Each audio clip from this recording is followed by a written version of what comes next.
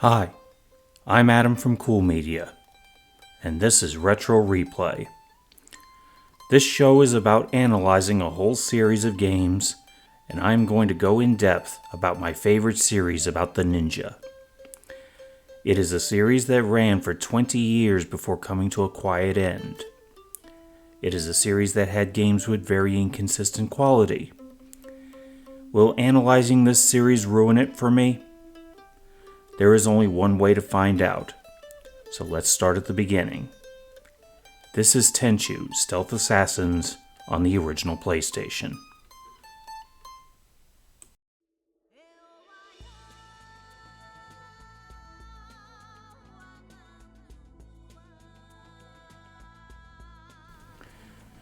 The first Tenchu game released in 1998.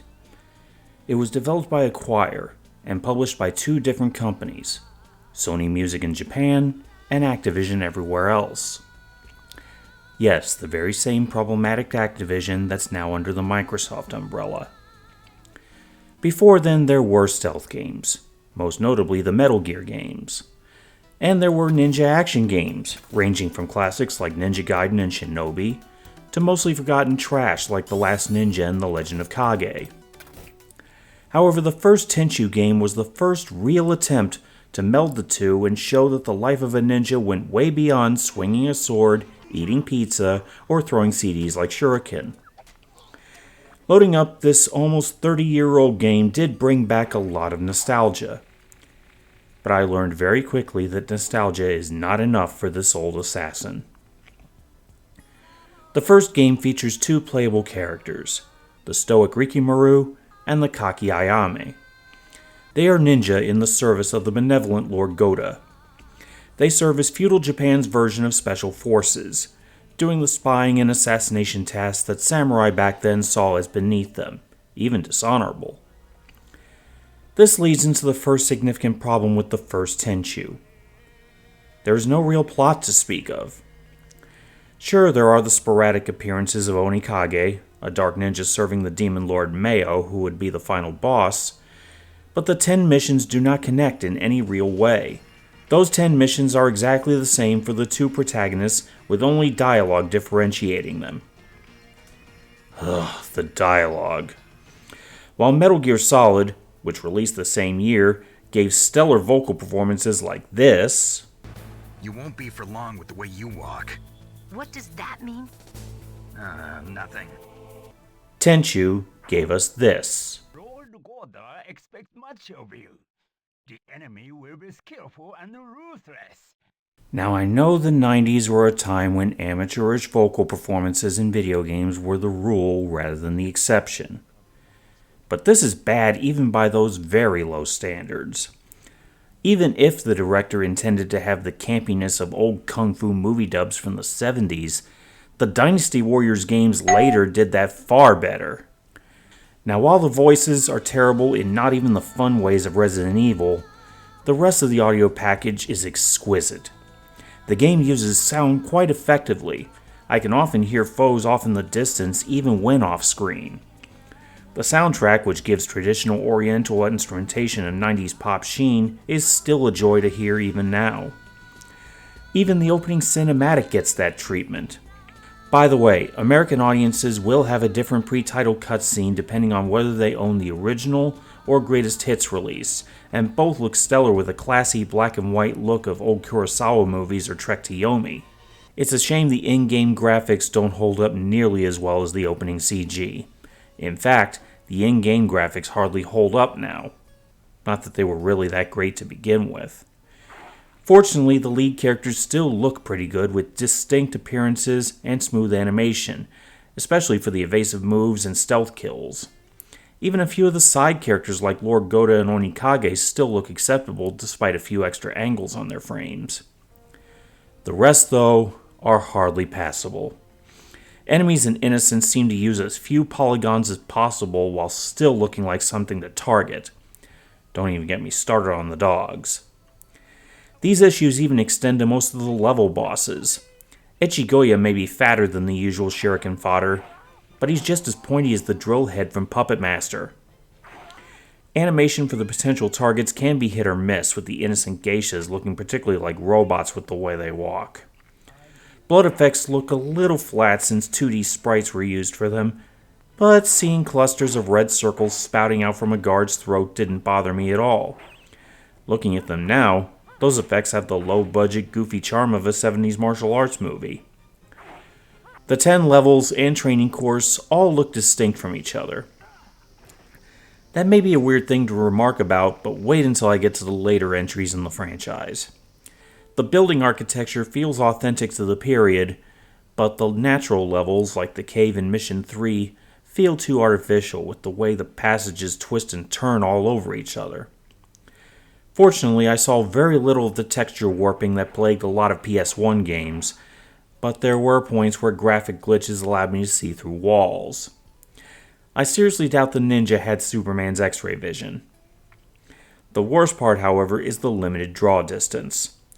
Leaving aside how it affects gameplay, I'll get to that in a moment, it just looks unappealing to see a limited amount of the wall you're running on.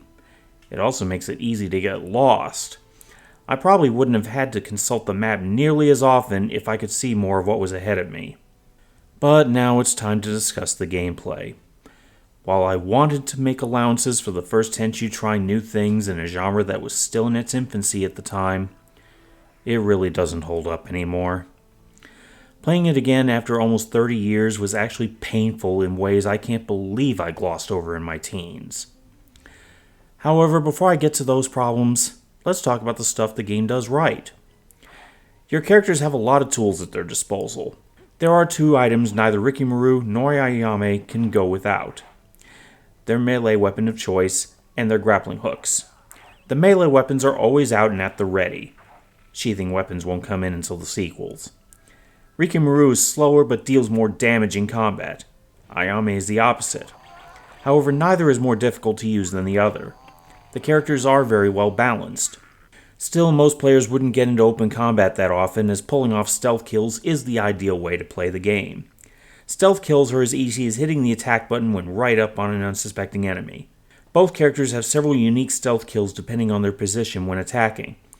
There are even stealth kills when crouching or dropping on enemies from above. The dogs and similar beasts later are the exceptions. Any attempt to use a blade on them just comes out as a basic slash. Not that that mattered to me when I played, but more on that in a moment. The other tool neither character can go without is the grappling hook. The rooftops are the ninja's best friends, and the hook provides an almost magical zip line to the roof targeted. Most of the time, zip lining with the grappling hook is a simple process, especially when aiming for a roof significantly higher than where you're standing in a relatively open space. If you're in a cramped spot like an alley, you'd have better luck trying to latch onto a puff of smoke. Also, it's a shame the hook couldn't be used as a weapon. I had to wait a decade for Just Cause 2 to do that. Man, that was so much fun. The other optional toys have their uses. Most of them anyway. The shuriken, or knives if you're playing the European version, are essential. They were my go-to for dealing with the dogs. One ninja star aimed at the center of mass and bye-bye puppy. The health potions also refill you to full health, but they take a second to use, which can be problematic in the middle of a fight. The rice balls can be a decent distraction, but I've never used them myself. Then again, I never used the nudie magazines when I played Metal Gear Solid 2 either. The colored rice is used to mark a trail to avoid getting lost, but since you always have a map to access, it's kinda useless. I wouldn't be harping on items' usefulness so much were it not for the very limited inventory space you have at the start of a mission. That also limits how many of the extra toys like the fire spells and armor you can take too, especially since you may want to leave space for anything you might want to pick up along the way. No, you can't store infinite shuriken up your ass. That sounds like one of those silly news stories Radio Dead Air would cover. Unfortunately, we come to the part where I have to talk about the game's big problems. The ones that make this entry in the franchise very difficult, if not impossible, to go back to. First, the controls are very stiff. On the surface, the controls seem fine. Jump with X, attack with square, circle or L1 to crouch or hug walls, triangle to use items, R1 allows stationary camera control, and R2 and L2 cycle through your inventory. However, there are more moves that require D-pad and button combinations that can be very finicky to pull off when you need them. The crouching 180 turn is simple enough, just press the jump button while crouching. The D-pad is where the control problems center. Basic movement is very stiff since the game uses tank controls. The only way to strafe is by crouching while moving. There are also moves which require double tapping the D-pad, and whether those moves work is a crapshoot. Crouch rolls work well enough, but the long jumps and moonsaults only work when they feel like it. And no, you can't use the thumbstick. I don't understand why not, since the game does have vibration. Obviously the DualShock controller was factored in. Then again, it probably would have been completely impossible to pull off the double tap moves with the thumbstick anyway. Also, the stiff D-pad makes aiming weapons very frustrating. I lost count how many times I tried to aim a throwing star at a dog only to see the aiming cursor jump all over the place. The thumbstick would have made fine-tuning your aim a lot easier. Second, the enemies have very simple AI. They stick to very strict patrol patterns and can have trouble returning to them if they're pulled off them in any way. They can spot you or your handiwork on other foes from a distance, but only at ground level. I've never seen a guard spot a dead body on a rooftop, even if it was dangling. Unfortunately, you're not always guaranteed to see them first. Remember when I mentioned the draw distance? That actually hurts the gameplay, as enemies that just got into the range of the PS1's graphic processing can spot you instantly. Meanwhile, if the guards walk out of that range, the game forgets what they're doing. Even worse, if said enemies are right on the edge of the draw void, your ranged weapons will not hit them. I wasted plenty of shuriken trying to nail sentries I spotted from that far off.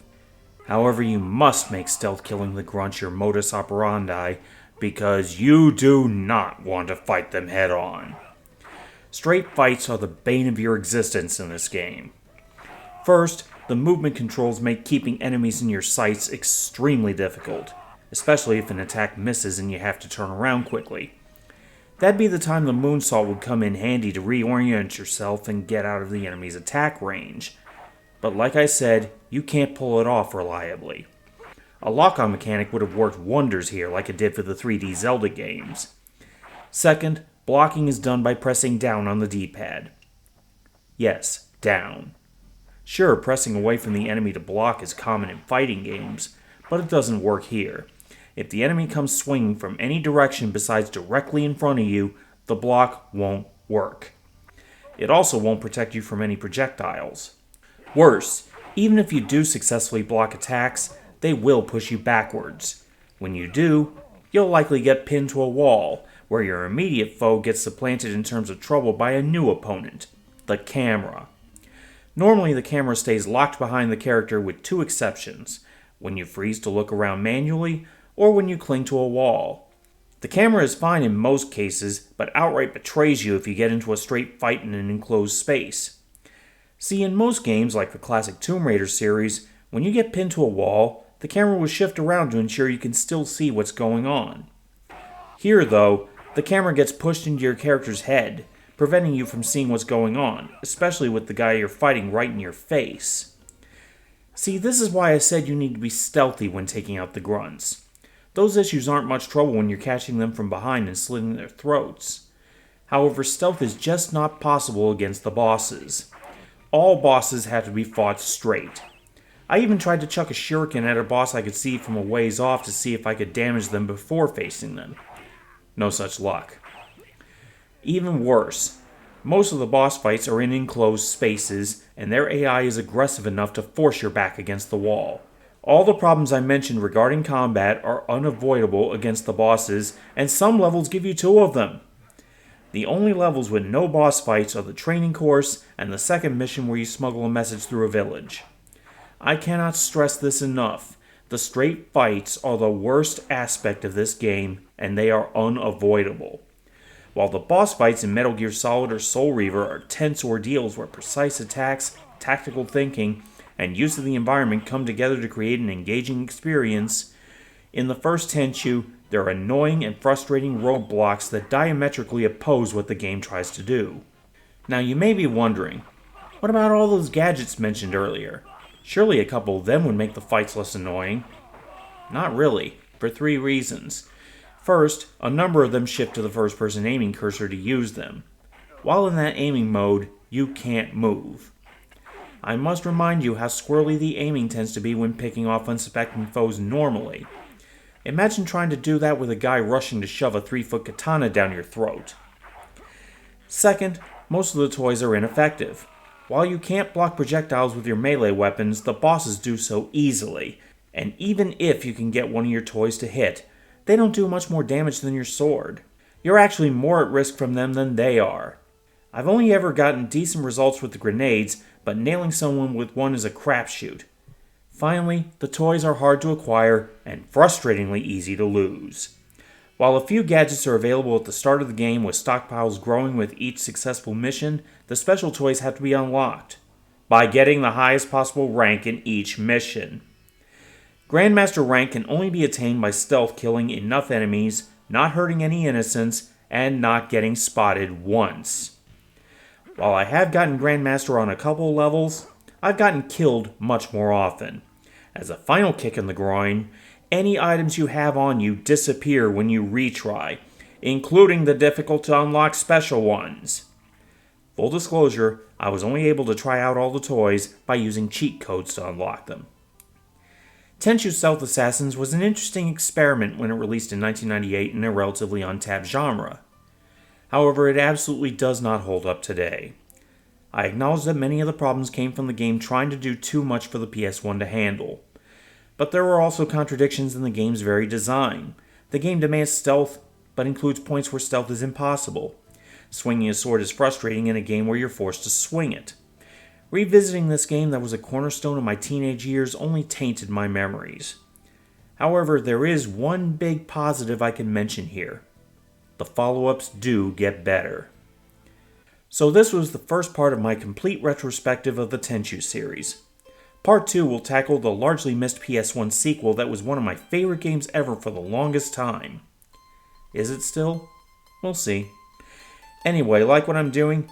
Give a like and subscribe if you haven't already. Any questions, comments, or requests for more scripted stuff like this? Drop them in the comments below or visit my Blue Sky right there. Next time I'm diving into a missing part of gaming history. And I'll need a guide for it. Sayonara, and game on.